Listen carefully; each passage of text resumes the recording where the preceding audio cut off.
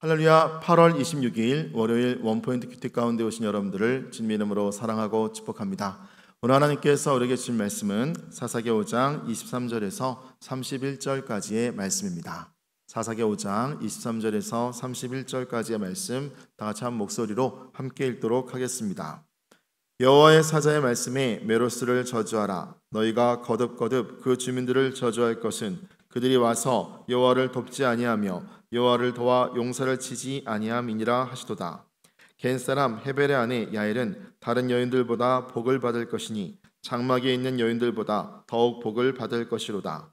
시스라가 물을 구하매 우유를 주되 곧 엉긴 우유를 귀한 그릇에 담아 주었고 손으로 장막 말뚝을 잡으며 오른손에 일꾼들의 방망이를 들고 시스라를 쳐서 그의 머리를 뚫 때 곧 그의 관자놀이를 꿰뚫었도다. 그가 그의 발 앞에 구부러지며 엎드러지고 쓰러졌고 그의 발 앞에 구부러져 엎드러져서 그 구부러진 곳에 엎드러져 죽었도다. 시스라의 어머니가 창문을 통하여 바라보며 창살을 통하여 부르짖기를 그의 병거가 어찌하여 더디 오는가, 그의 병거들의 걸음이 어찌하여 늦어지는가 하며 그의 지혜로운 시녀들이 대답하였겠고 그도 스스로 대답하기를 그들이 어찌 노량물을 얻지 못하였으랴, 그것을 나누지 못하였으랴, 사람마다 한두 처녀를 얻었으리로다. 시스라는 채색 옷을 노력하였으리니 그것은 수놓은 채색 옷이리로다. 곧 양쪽에 수놓은 채색 옷이리니 노력한 자의 무게에 꾸미리로다 하였으리라.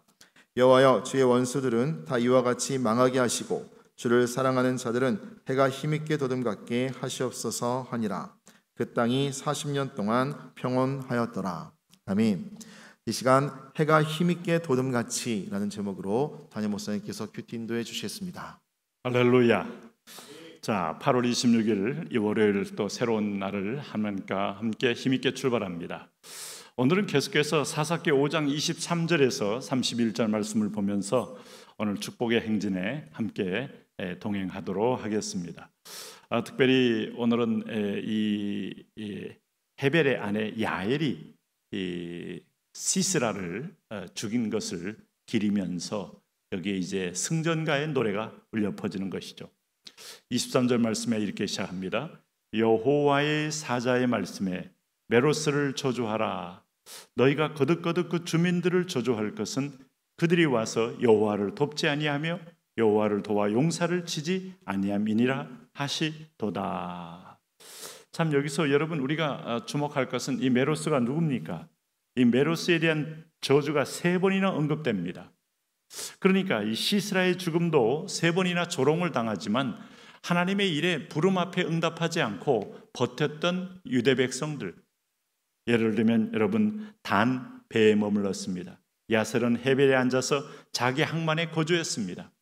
자, 일선 전선에서 하나님의 그 나팔 소리와 함께 온 백성이 동원되어 함께 참여할 때 자기들은 생명의 안전과 오히려 거기서 또 다른 어떤 이익을 위하여 그야말로 배에 머무르거나 항만에 거주하고 있었던 이들에 대한 저주, 메로스도 그 중에 하나입니다.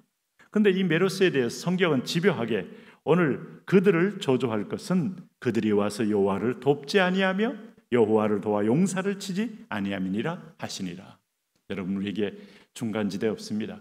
하나님의 백성이라고 하면서도 우리가 오늘 내 스스로 머무는 항만이나 스스로 거주하는 여러분 오늘 배 위에 우리가 존재할 수 없어요.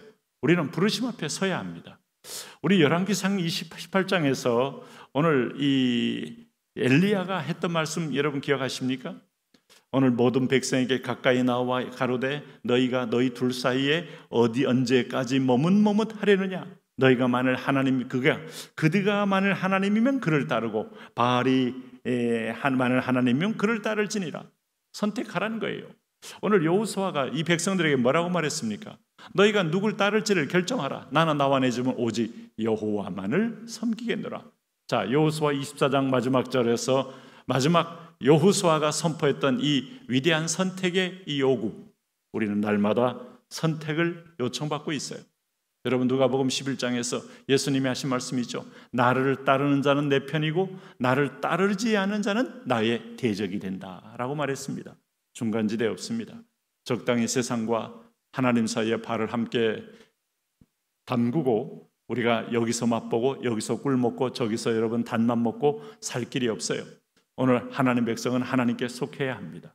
그런 의미에서 보면 메로스에 대한 저주는 기회주의적인 신앙생활하고 있는 그리스도인들을 향한 엄중한 경고라고 할 수 있어요. 오늘 24절 말씀에 그에 비하여 겐사람 헤벨의 아내 야엘 누굽니까? 여인입니다. 어쩌면 여인은 여러분 전쟁터하고는 관련이 없는 집안에서 가사일을 돌보는 그런 아주 가정적이고 그 다음에 그야말로 가정 안에서만 놀던 여인이었습니다마는 하나님이 함께하니까 적장 시스라를 일거에 그 여인으로 인하여 말뚝을 그 관자놀이에 박았다고 했지 않습니까? 다른 여인들보다 복을 받을 것이니 장막에 있는 여인들보다 더욱 복을 받을 것이로다. 이 여인은 자기가 사는 가정이 현장이 됐어요. 오늘 그를 받아들여서 우유를 먹이고 물을 마시게 하고 이불을 덮어서 잠을 자게 만든 다음에 전쟁의 필요를 위해서 잠을 자게 만든 다음에 조용히 말뚝과 망치를 가지고 와서 이불을 덮고 있는 그에게 관전을 박아서 한순간에 그를 혼절시키고 죽음에 이르게 했다. 그 여인은 가정이 전장이 됐고 믿음의 전장 하나님 편에서 지금 하나님의 명령 앞에 순종하는 여인이 됐다는 겁니다. 오늘 메로스와 야엘을 보세요. 메로스는 마땅히 차출되어서 전장에 투입될 백성인데 그들은 주민들을 돕지 않고 여호와의 용사를 돕지 않았다. 그게 저주받는 겁니다. 그러나 헤벨의 아내 야엘은 오늘 장막에 있는 여인보다 더욱 복된 것은 그는 현장에서 전장으로 만들고 승리에 순종을 했다. 시스라가 물을 구하며 우유를 주되 곧 엉긴 우유를 귀한 그릇에 담아 주었고, 그런 과정을 설명하고 있는 것이죠. 26절 손으로 장막 말뚝을 잡으며 오른손에 일꾼들의 방망이를 들고 시스라를 쳐서 그의 머리를 뚫 때 곧 그의 관자놀이를 꿰뚫었도다. 아주 여러분 이거 보면 너무나 좀 시급한 내용이 나오는 거죠.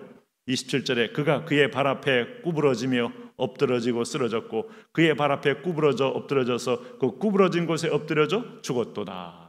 이 시스라가 이 백성을 향하여 그렇게 고통을 주는 세력이었지만은 여인에 의해서 한 방에 가는 걸 보면 하나님이 임하면 삼갈이든 한 여인이든 아니면 드보라든 여러분 남녀노소를 불문하고 정말 위대한 지도자로 쓰임받는다는 걸 보여주고 있지 않습니까?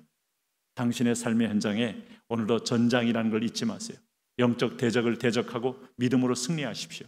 이게 여호와의 편의 선자의 태도입니다. 여기가 그런 것인가 저런 것인가도 알지 못하며 그저 시세의 흐름대로 분위기 타는 대로 그저 인생을 던지지 마시고 하나님 편에서 오늘 세상과 오늘 나의 모든 일터와 현장을 바라보시길 바랍니다. 당신이 야엘이 될 수가 있습니다. 오늘 그럴 때 28절에 좀 안쓰러운 장면이 나옵니다. 시스라도 어머니가 있잖아요.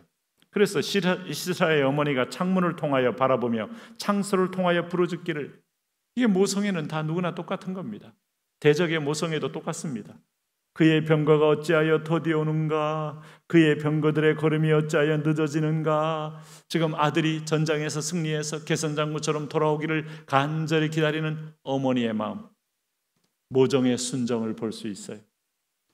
여러분 독일군이든 영국군이든 다 연합군 편에 섰든 추축군 편에 섰든 서로 전장에서는 치열한 공방전으로 죽고 죽이지만 가정의 부모들은 다 내 아들이 무사하게 돌아오기를 바라지 않습니까? 전쟁은 그래서 비극이고 지옥을 상징하는 겁니다. 그러나 모든 전쟁은 다 중립적인 게 아니에요. 여호와께 속한 전쟁이 있어요. 하나님의 이름으로 하나님이 대적을 칠 때 하나님의 반대편의 선자의 몸값이나 생존 이유는요 뚝땅에 떨어지는 겁니다. 그래서 29절에 그의 지혜로운 시녀들이 대답하였겠고 그도 스스로 대답하기를 그들이 어찌 노량물을 얻지 못하였으랴, 그것을 나누지 못하였으랴, 사람마다 한두 처녀를 얻었으리로다.